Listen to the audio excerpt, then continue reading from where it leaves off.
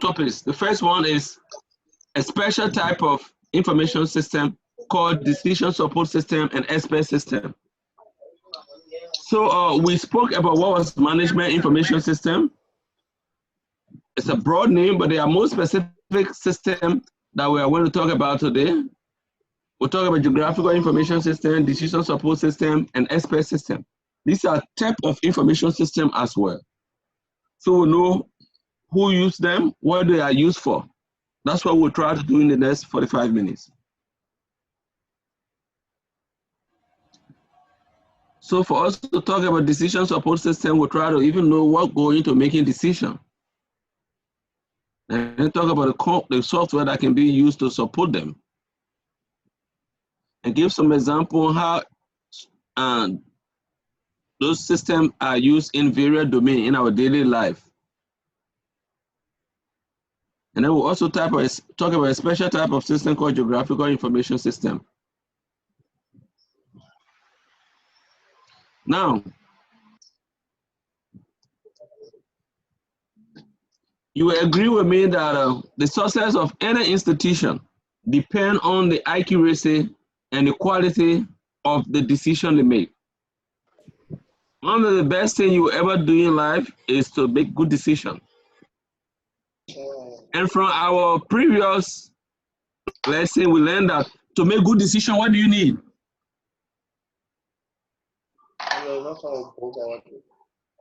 What do you need to make a good decision? Yeah, first people make a decision. Hello? What do you need to make a good decision? Yeah, Mr. Butler. Yes. Say that again. You need information, facts. That's correct. Information. Yes. Information is what you need to make a good decision. The more informed you are, the better decision you make. That is correct. Who said that? You see?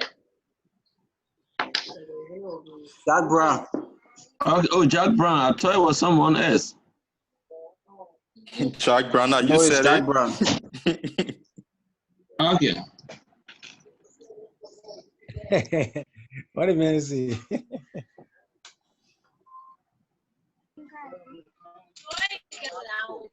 Jack Brown is take a dummy floor.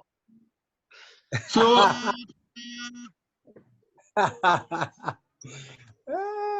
You guys are funny. So there are special type of software which are part of the larger enterprise application. They call them decision support system and expert system. We are going to talk about them in more detail.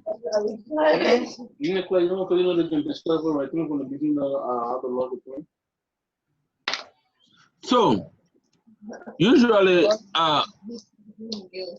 when to make decision, there must be more than one option available. And then you have alternative, you need to be able to evaluate them before you can make the right choice. And the process of making decision can be summarized into 3 stages. Those 3 stages are the intelligence gathering.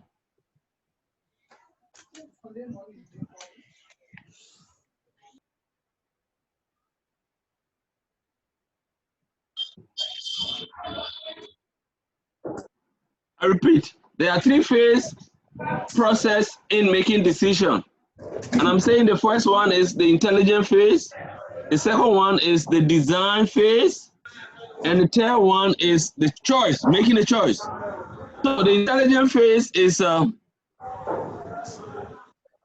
actually collecting data inside the organization, outside the organization, and all the possible way. In fact, I don't know whether you guys are aware.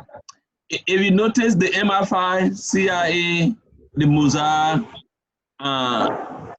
maybe NSA, they all have one name in common. What kind of name they all have in common? I repeat, I'm saying that the MI5, the CIA, the Mossad, the Mafia, and then the NSA, they all have one thing in common. What do they have in common? They are all what? intelligent. Yeah, they are all intelligent institutions. So the key point here is that when you hear intelligent information institution, they gather information. That's what they do. So what the CIA does is that they gather secret information, but they do it in an intelligent way. So NSA is supposed to be doing the same, but sometimes I don't know what it can be doing. Yeah, so let's just assume that at least I want their 2 hour. What they should be doing and not arresting Manipaka Dumont. But that's not the subject now. So the key point here is that intelligence gathering is key in decision making. So the intelligence phase is where you collect information.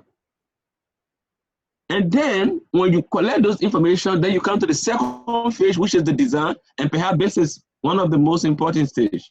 This is where you organize the data and select a formula, an approach to analyze them. And then you can produce reasonable. So this is where, okay, they just tell you that this person did this. Now analyzing it, then there's some mathematical, logical model that you can use to analyze them. That's the design stage. Sometimes there are some applications that can actually help you do that. So you gather the information, you input it into the apps, and that's the design. That's the design right there. Then after you have done that, it presents then in the kind of dashboard or structured way that enable you to make choice. And and managers are very experts and are very busy people. So there are tools that can do this for them. Gather information quickly, project them into some smart software, and then there's a dashboard. So look at what's happening right now with the COVID-19. The World Health Organization, the New York State, they gather information, they put it into stock, then they can know. Right now, they can know what the path is like. Now it's good to open their system. If that path change, if the graph change, they say, no, let's close it back. That's the design we're talking about there. Gathering the information and develop, is the intelligent gathering, going to all the hospitals, how many people died today, how many people came in, it's intelligent gathering. Designing a software, when you put those things in, it gives you real-time information, that's the design.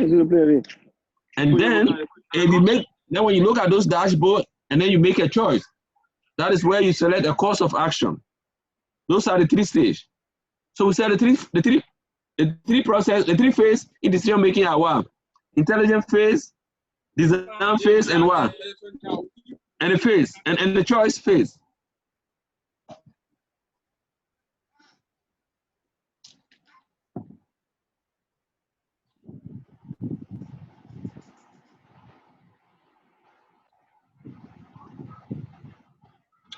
So yes. So and that model, as I said, it could be a mathematical equation or an app. The design phase, when we talk about the model there and the model there, that's what we mean. Now, listen to this. Problem comes in 2 forms. Okay, I think we have full house. We have 21 people.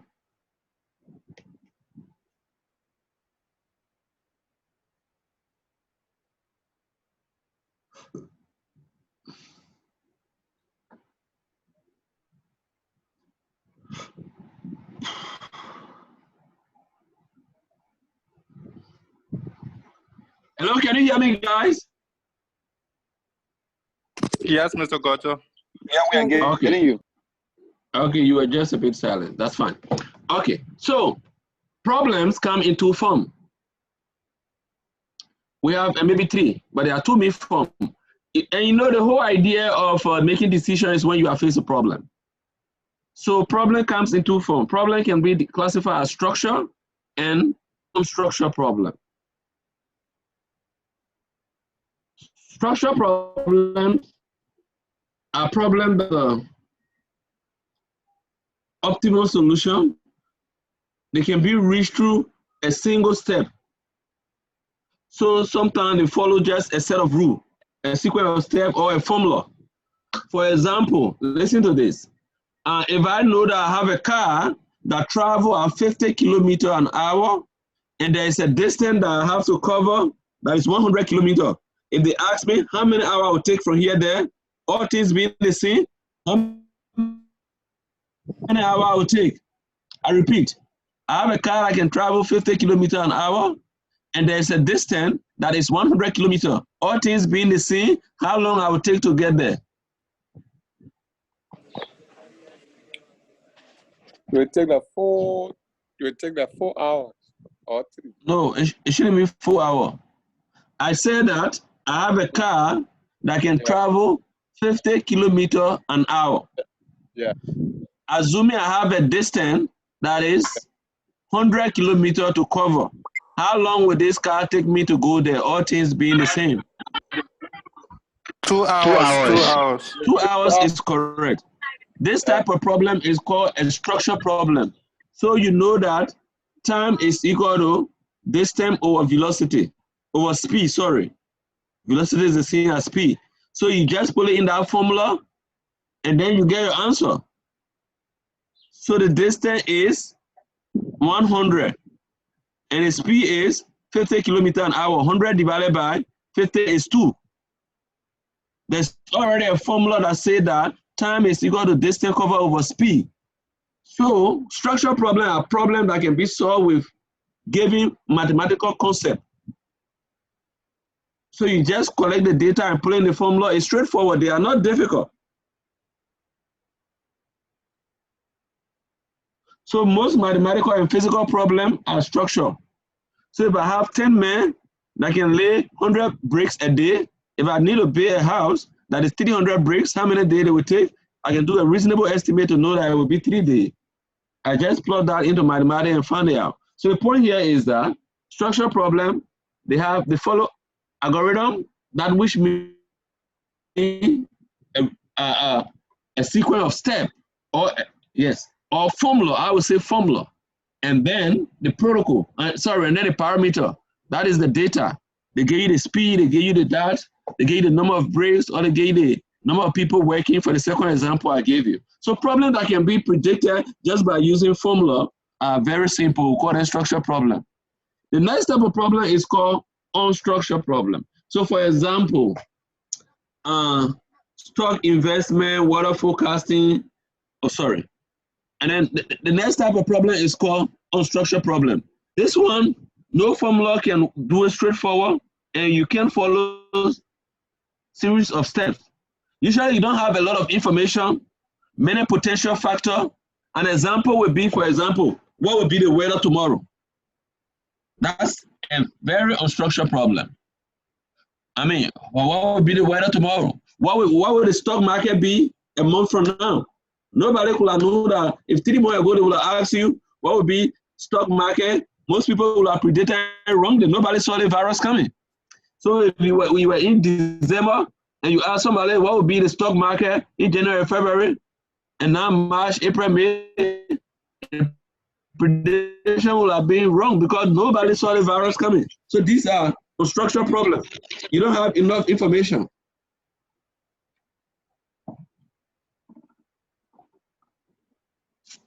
But in real life, as manager and technologist, what you will be challenged to do is to solve what we call semi-structured problem. Semi-structured problem, they are neither fully structured nor unstructured. They are in between there. An example of it could be maybe a bank is deciding where should they put their new branch. So EcoBank Liberia, let's assume they have about 11 branches in Liberia, most of them in Monrovia, some of them in the county. At their management meeting, they see the need to open a new branch. It's not a straightforward formula. So they have to consider a lot of factors. How secure is the place we're going? What is the connectivity? What are the potential customers? Who is our competitor there? These are not straightforward factors. So these are semi-structured problems that in real life that you will be fixed with to solve. And that's why the expert system and the decision support system come into being to help you. Guys, hold on 1 minute. Let me answer this call. There's a lady that has some sick, and I'm trying to get involved with them somehow. Hello? example of them.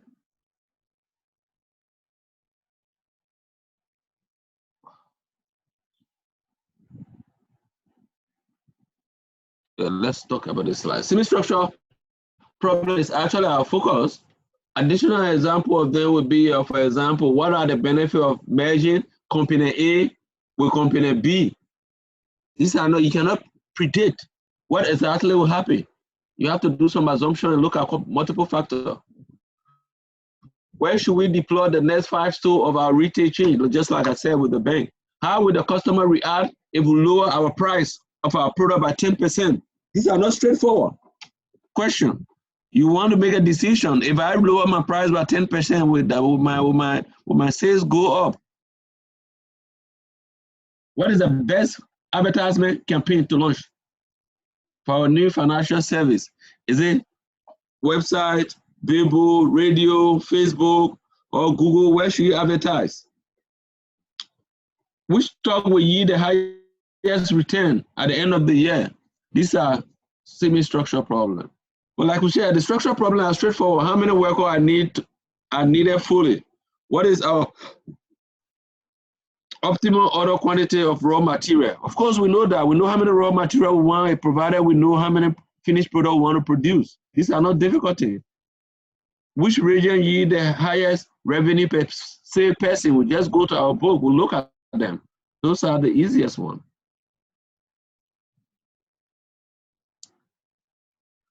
Okay, so with that understanding, if anybody wants to ask questions, you just put your hand up and I will identify you. The whole idea of this is for you to understand. Any question on structure, semi-structure, and on structure problem? Now that you've understood the phrases of information and know that problem can either be structure, semi-structure, or unstructured, but you realize the type of problem we will be solving will be structure problem. Let's now go to decision support system and know what they are. So we say decision support system are computer-based information system. They help manager to select solution to reduce costs, increase profitability, enhance production quality, and they are usually done, again, 3 components. So decision support system, manager, one of the things they do is to make decisions. So it's a system that helps them, support them to make decisions. By doing so, they save costs, they increase profit, they become good at their work, become more productive. And what really goes into decision support system, there are 3 modules. One of them is the data management module, one of them is the model management module, and one of them is the dialogue. Picture will show you a better class of that. So what we call the data management system is usually where you actually just input raw data that you can see in the graph above. So that these are numbers by themselves, they don't mean anything. So this is where you say, Ganta, we got that sales. Redru, we got that sales. Here we got that sales. These are raw data showing up there. But then, if you the module management is where you identify a formula. That's why you see the y equal f, a function of this. You identify the formula that serves you. Then when you put out those raw data, when you manipulate it using those formulas, then you have the one that we call the dialogue. You see a nice presentation that tells you what's happening. For example, if any of you guys, there's a dashboard I look at every day. It's so nice. If you go to the World Health Organization website, they show you a dashboard. I show you one of them that is very important. Let me see if I can pull it over for you guys to just look at it. Give me 1 minute. Let me pull up that diagram. That's dashboard. So that hold on 1 minute. That dashboard is here. It's on my WhatsApp page. I think maybe I should even send it to you guys on WhatsApp. Let me see, where is it? I go to WHO.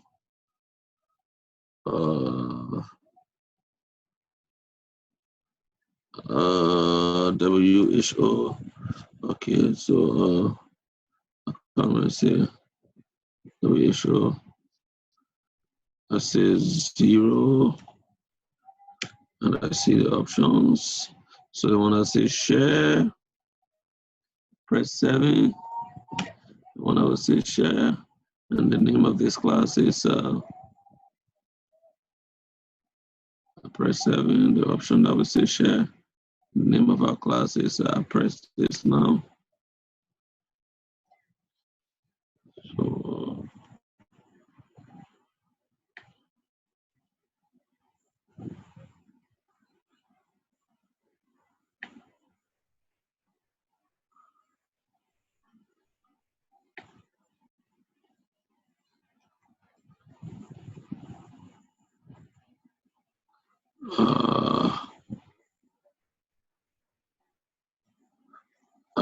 MIS. So I just said something to the group. You can, if you're interested in it, you can look at it. It's actually give you daily dashboard for the World Health Organization. But let me show you the part that I am particularly interested in. I just sent it to you guys on WhatsApp. So I will show you a dashboard that is now depicting somehow what we're talking about right now.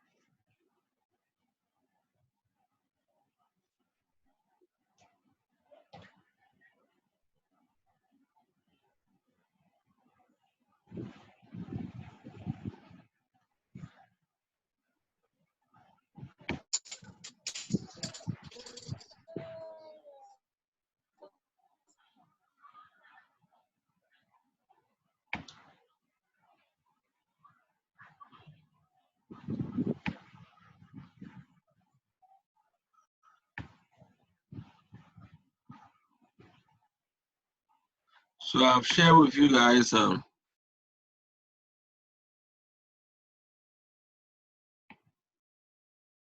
are you seeing the COVID-19 disease? Are you seeing a new bowl? Yes. Okay, so on that bowl, this I like. There's one. Okay, this is the bowl I like most. The one that I'm displaying now. What that bowl does is that it's actually what it tells you is that is the number of confirmed cases by date of report in all the World Health Organization regions. Let me see if I can make this a bit bigger.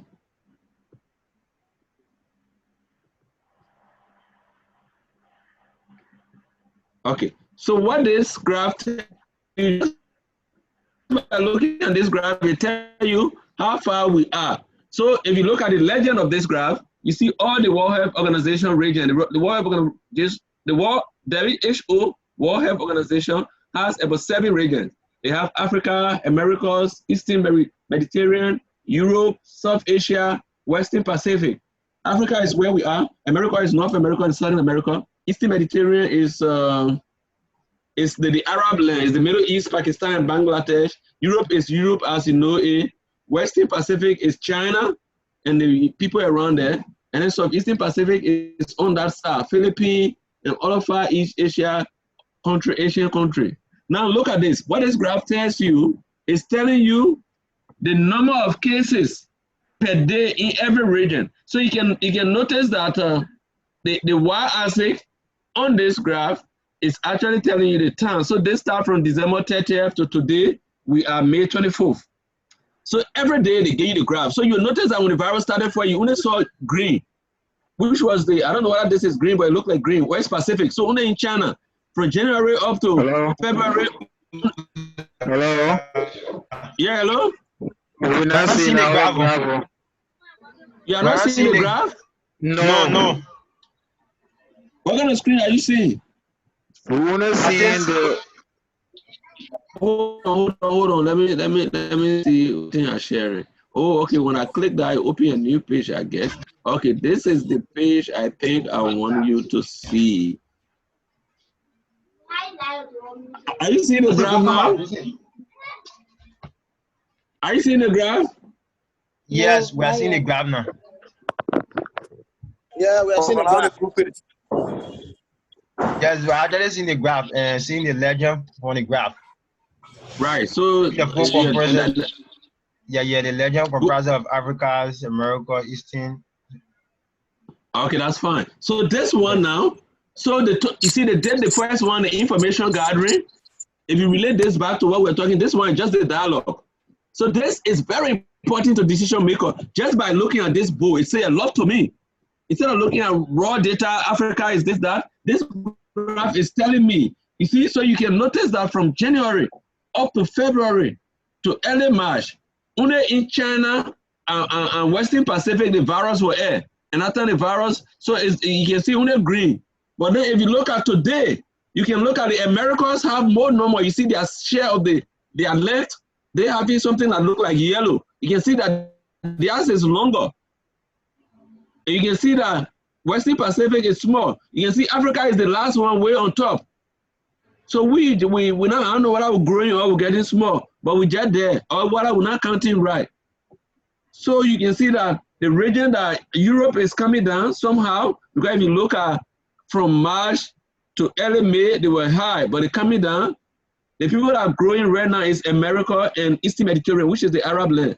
Even Southeast Asia is growing, but Europe is coming down. But what is happening is that globally, the virus is going up. This is the data. So today we have about 11, a little below 11, 100, sorry, a little below 110 cases. But if you look at on March 2010, we had just 40,000 cases. But today we have 110,000 cases. So you can see the overall height of this graph is going up. The time we'll start seeing the graph coming down, then we'll know that globally, the virus is coming down. So globally, the virus is still going up, but some regions are coming down. You can see that the Western Pacific, China is coming down. Europe is trying to come down. I think it's only Europe and China coming down. Can anybody confirm that from this graph, they can understand that Europe and Western Pacific are the two that are declining? Do you see that from this graph? Yeah, let's say I'm still analyzing the graph yet on my end. Yeah, so this as manager, you see this is highly informative. This picture you see here is more than 10 pages of writing.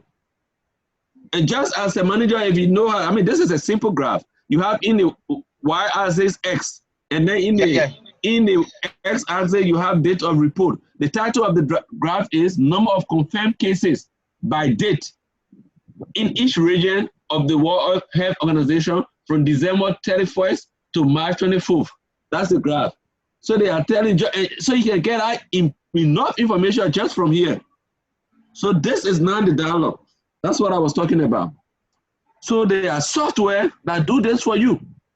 You could read lengthen chart, all that thing. So again, putting the raw information there, this region is that, and then having a platform. So Microsoft Excel could be used as the model that produced this. Microsoft Excel can produce this. So you got to get this raw data, you put it into a model, and then you can have this dialogue, which is highly informative. And then you make a decision. You know that World Health Organization, we need to send more money to Americas. We need to learn from China. They are controlling it. A lot of information you can gather from here as manager. Just by looking at this, you know what's happening. And just by looking at this, you can also know that for most countries, you have to